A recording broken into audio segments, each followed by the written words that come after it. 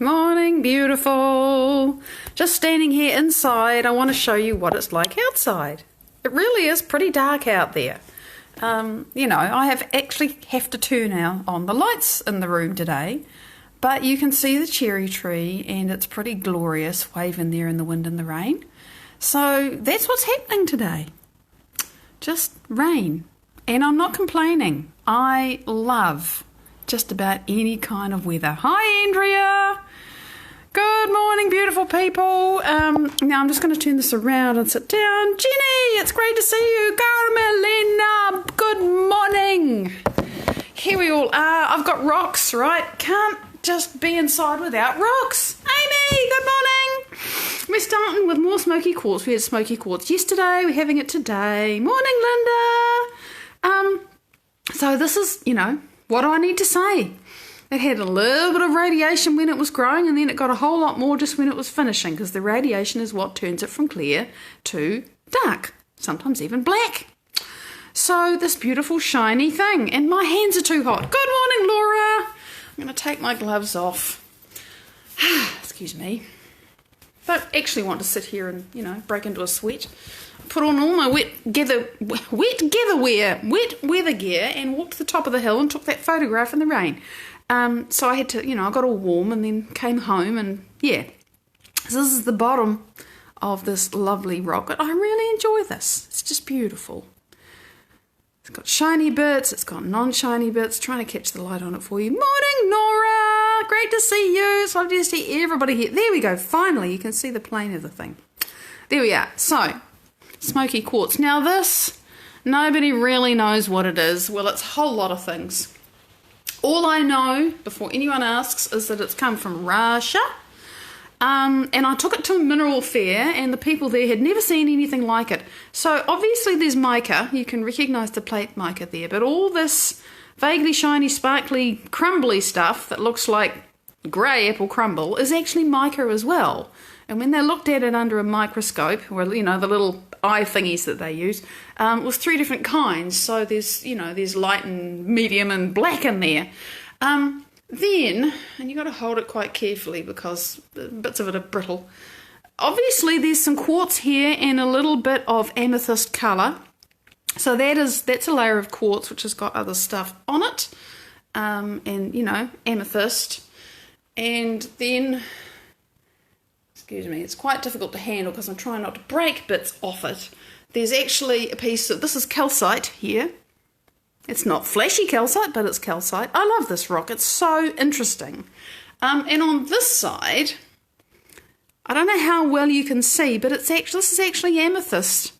And it always reminds me of one of the big Empire destroyers in Star Wars. It's that kind of shape. There you are, you can see the shapes on it. It's very detailed. Just like one of those huge ships. And it's fabulous. So it's a rock that, and you can see more plate mica, right? And then that's quite black, but this mica is all silvery and shiny. So it's really, really varied. It's just got so much on it. You can turn it over and over. Bits tend to fall off it because mica is quite fragile. And you can see that this part of the amethyst is actually skeletal, and there's another piece of plate mica, and that's a bit skeletal as well. So it's a fabulous, amazing thing that you just have to look at and look at and look at, and the more you look, the more you see. So there you go. That's our really super amazing rock from Russia. And for something completely different, blue lace agate. There's nothing missing with this. It's just, it's gorgeous. So what more do I need to say? Blue. Soothing. It's always very soothing. This kind of shape and this kind of colour. Eva, Julian, good morning, gorgeous beings. So this is our rocks. I better get on with it, she says, looking at the clock. And I'm too warm. So off comes my crown. Thank you, Linda, for knitting my crown. I've had it a year now. Amazing to me. So it's been a year. So today I want to talk about practical epigenetics. Okay, what the hell is that? And the reason why I say it's practical is because I've been dancing with a few things for a little while. None of them serious, none of them life-threatening before anybody wonders. But there are things that I've been going, I want to change this, I want to change this, I am changing this, I am changing this, I can change this because I know the science says I can. And the thing about any kind of health experience, I'm not going to use the condition word, bollocks. I created this. It's my health creation. I can uncreate it. I've been very, very conscious of just what words I use. Jamie Lynn, great to see you. And I'm very conscious of not sticking things in a place that racks up everybody else's fears. So I'm still not going to talk about details. But what I do want to talk about is the fact that we actually, despite all appearances, have the ability, and we do this automatically, we don't understand it, but we do it, and we don't see it normally. And that's the thing that's really struck me recently, is that every thought, every feeling we have turns genes on and off in our bodies all the time. Maria, good morning! All the time, because, I mean, what is it?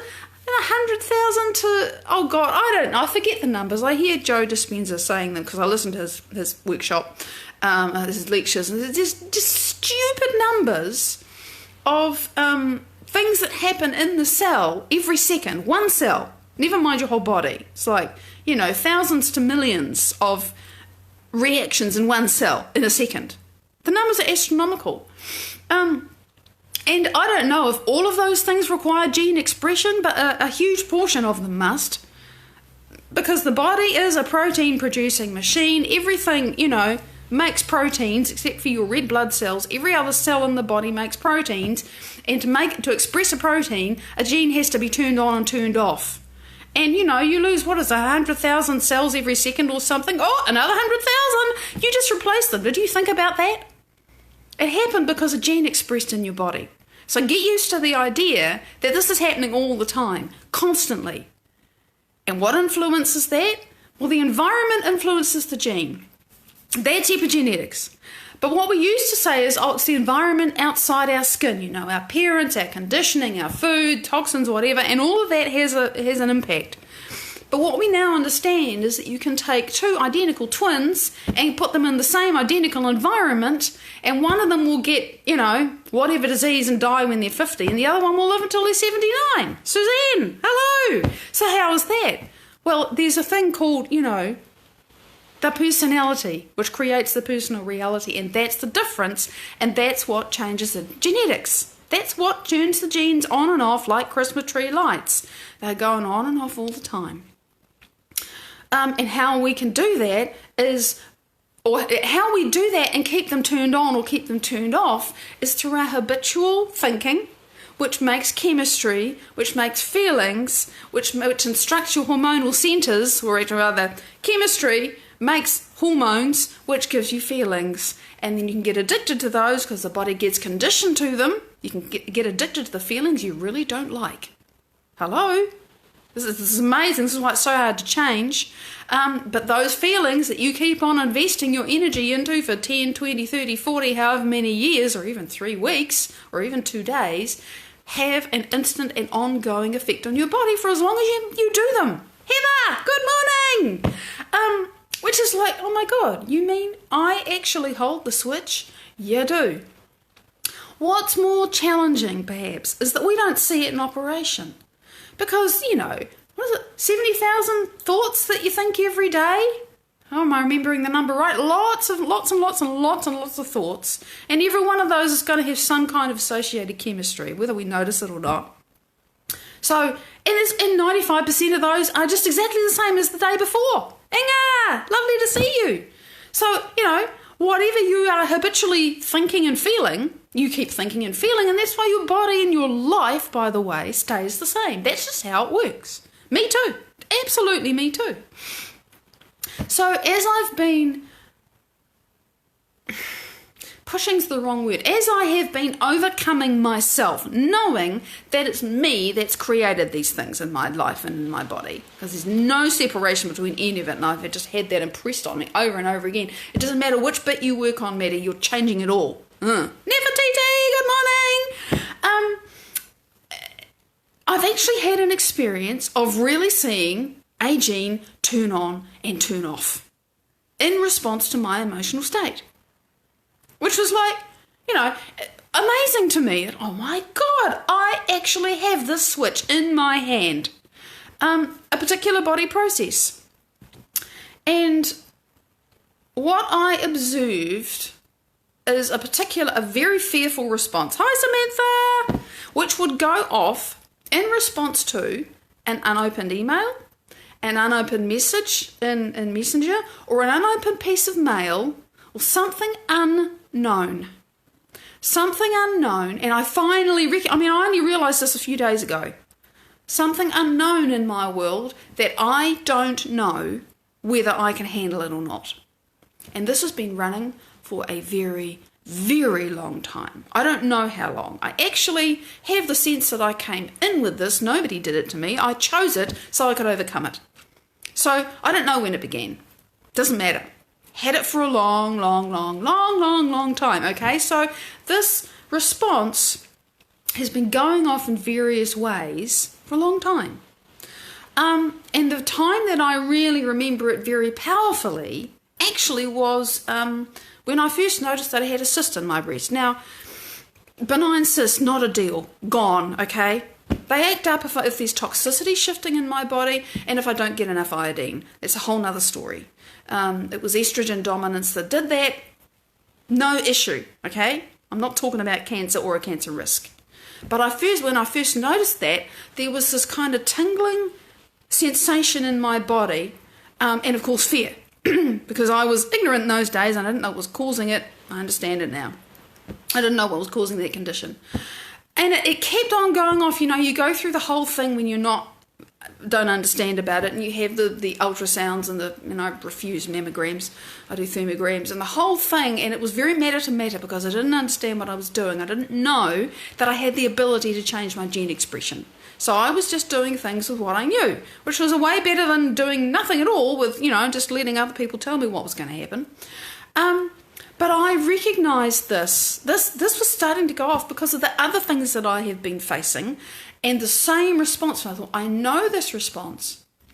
And all the while along, this process in my body that I've been talking about, a very basic, simple process, that for the last about year and a half had been slowly, I've been having more and more difficulty keeping it going. What's going on here? And of course, I'm adding intention to create change. Morning, Jen!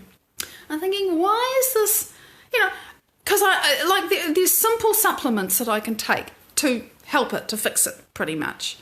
But I could never find a steady place. It was like always going up and down. It's like, what the frick is going on with that? This should be simple, with age or time or whatever. Why can I just not find a happy medium? And because I've been getting more and more coherent and more clear, more of the crap has been shifting out of my life and my body has been healing. I used to get a cold right foot and a cold big toe on my right foot in the cold, and my hands used to hurt. And this winter it's been cold, and it doesn't happen anymore. My circulation is better. That's 20 years changed, gone. I have 30 years, I beg your pardon, 33 years probably. I am changing my genetic expression. Things are moving in my body. So the less crap there is in the way, the more clarity there is. And a couple of weeks ago, that same gut-tingling, fearful response went off with a bang. And for about a week before that, things have been on a happy medium. So, this is good. Great. I know I'm making progress here. This is great. Wow, splat. Fell over. And I started to make the connection. Oh, you mean that deeply fearful, basically traumatized response does this to me? Shit. Now, happily I have matter-to-matter things that I can do to get that process working. And, so I did that. And of course, right alongside using the matter-to-matter is the fact that I recover myself, I process the thing, I become coherent again, and so my body can go back to behaving normally because I've turned that the good gene on and the less productive expression of the gene off. I've done that, right? So I think it's because I'm taking the supplements and doing the thing that it comes right, but actually I think it's because I changed myself. The supplements are a placebo. They help me overcome myself. So then the same thing happens about a week and a bit later. I have the same powerful response and it shuts down again. Just boom. It takes like a day or so. Like I have to get incoherent. And basically this was fear coming up. So it had to scream at me so I could overcome it. But it came up again. Same thing. Turned off. Overcome myself. Turns on again. And I can see an improving trend in what my body is doing. So I know this stuff is coming up so I can overcome it. And I am gaining more control of the switch. And really that's what I want to say, that you don't normally get such a concrete example, but this is actually what happens. And I was listening, I'll tell the story. I was in my team meeting yesterday on Zoom, we all meet on Zoom. And it was raining yesterday, right? And everybody there was talking about the fact that it was raining and it's cold and, whatever. And it's really, come on, it's not. Hello, it's no typhoon. And these are all people I love, and they're great. And I work with them and I love working with them. But I'm sitting there thinking, oh my God, you really are using your environment as an excuse to affirm your addiction to feeling like a victim, hating where you live, whatever. I think one of my colleagues actually said, every day I just hate where I live. And I'm thinking, my God, do you know what you're doing to your body? You're torturing your body with the chemistry of hatred. Really? It's like, oh my God. It's just so clear to me because I have this graphic example in my body. And so we have to overcome ourselves. Welcome, Maria. Personality does create personal reality, and this is absolutely how it works. And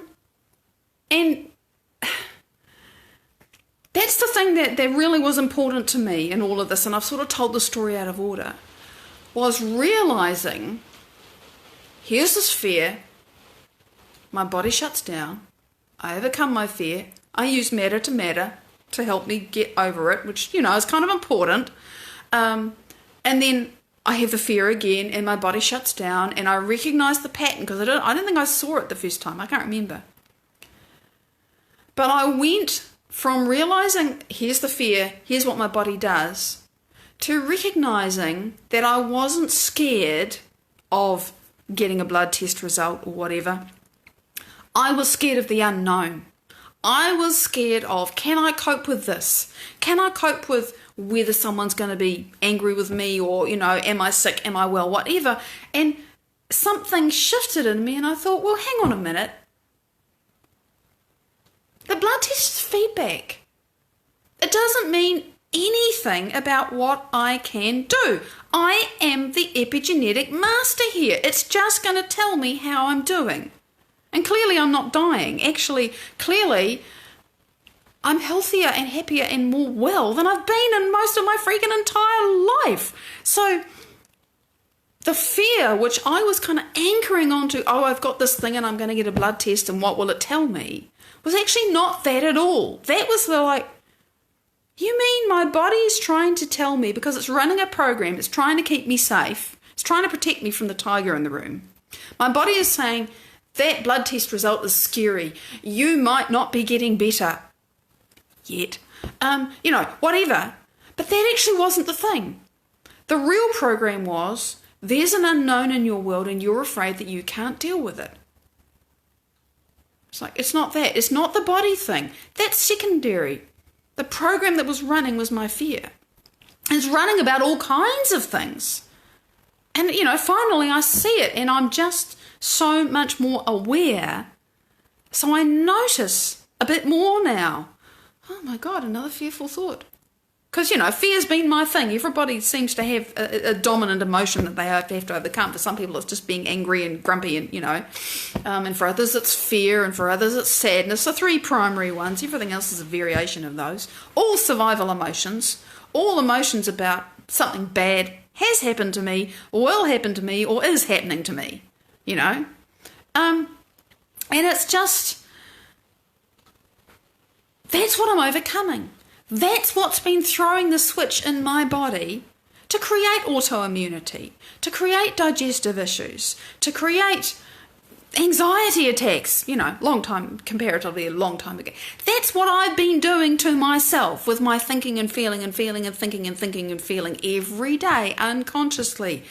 95% of my thoughts and feelings, unconscious, unaware, but automatically, autonomically, biologically, chemically, epigenetically, hormonally programming me into a genetic destiny. And how does that happen? Well, for a lot of us, our parents think and feel and feel and think and feel certain ways, and as children we unconsciously absorb that. And a really perfect example of that is when you watch, and I've seen this happen, right? Beautiful. I've got 2 minutes. A beautiful thing to explain. Lovely couple that we know, not so much now. We've gone our separate ways. They had children. And their beautiful son, children, that they naturally walk in an integrated and straight up way. And I mean, he wasn't traumatized, so he had no reason to contract. Beautiful straight body. And sometime around, I don't know, probably after age 7, between 7 and 11, I don't know, before teen, I saw him adopt his father's posture. Now, his father's posture is actually quite, closed in the chest. He's actually got a bit of a kyphosis. It's completely closed in. Now, there was no emotional trauma that did that. The son just modelled himself on his father. And I watched the daughter model herself on her mother. They move the same way. And movement is primary to how you think and feel. So you change the way you move. That's why I'm saying, how do you sit? How do you breathe? How do you move? How do you talk when you are the new self you want to be? So we absorb these things unconsciously. And by the way you stand affects the flow of energy in your body, tra-la-la, on it goes. So we absorb this unconsciously and we don't realise what it does to us until we do. But this is the thing. And you see, I'm not just saying I have to do this by thought alone, I can only meditate. No, I take the supplements, the things that help me, my body, overcome this thing until I can really resolve it. And I am really resolving it. My God, I know I had a healing this morning. Just this energy and a knowing, just a knowing, I really know it. So, powerful, powerful stuff. We are our own epigenetic masters, it's just most of us don't know it. And it takes work to find the switch. Let me tell you, that work brings me so much joy and so much wholeness and so much love for myself and for my life. Like I say, that surprises the snot out of me still. It's worth doing. So worth doing. Now, on this wet and rainy day, in 3.5 hours, I'll be back to give you an update on our beautiful Sangmarie and what's going on. And so if you like to join us and for a catch up on life in the Gambia, and come back on then, because I'll be back to let you know what's going on. Big love until then, or tomorrow. Bye-bye.